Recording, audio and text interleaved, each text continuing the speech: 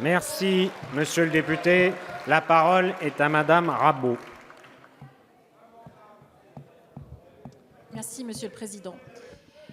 Je voudrais revenir sur ce débat de la réserve parlementaire, c'est cette dernière séance, puisque sous la précédente mandature, j'ai été l'intendante de la réserve parlementaire des 577 députés de cette Assemblée.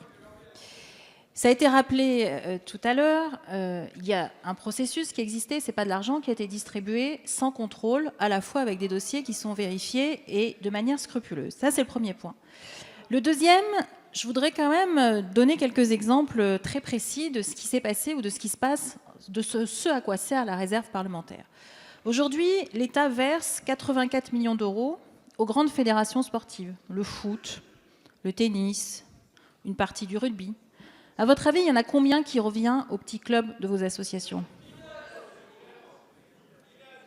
Quasiment rien. Quasiment rien. En parallèle, les députés de cette Assemblée ont versé 45 millions d'euros, donc sur les 90 millions d'euros de la réserve parlementaire en 2016, ils ont versé 45 millions d'euros à des petites associations. C'était d'ailleurs le groupe Europe Écologie Les Verts qui versait le plus aux associations. Avec des petits clubs, uniquement des petits clubs. Une fois, c'était pour l'achat de maillots, d'autres fois, c'était pour l'achat de ballons, d'autres fois, c'était pour des soutiens à des festivals. Vous pouvez aller vérifier, tout ceci est mis en ligne. Donc, vous comparez les montants qui sont en jeu. Dernier point, Madame la rapporteure, vous parlez de transparence. Je ne sais pas si vous êtes allé voir les jaunes. Les jaunes budgétaires sont toujours un document fabuleux, mais que personne ne va jamais voir. Ils font 1700 pages.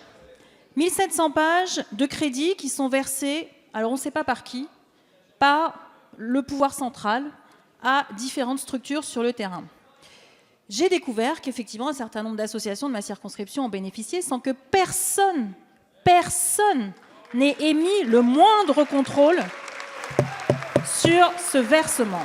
Alors moi j'entends bien Madame la rapporteure. Merci de conclure, les leçons, madame Rabault. je vais conclure, Monsieur le Président. Les leçons qu'ils veulent les donner, mais il faudra que ce débat en loi de finances, on puisse l'avoir pour que les petits clubs sur le terrain qui assurent la formation des jeunes, qui font jouer les jeunes au foot le mercredi, qui leur font apprendre la musique, puissent continuer à vivre au-delà de la suppression qui est envisagée aujourd'hui. Merci, madame la députée.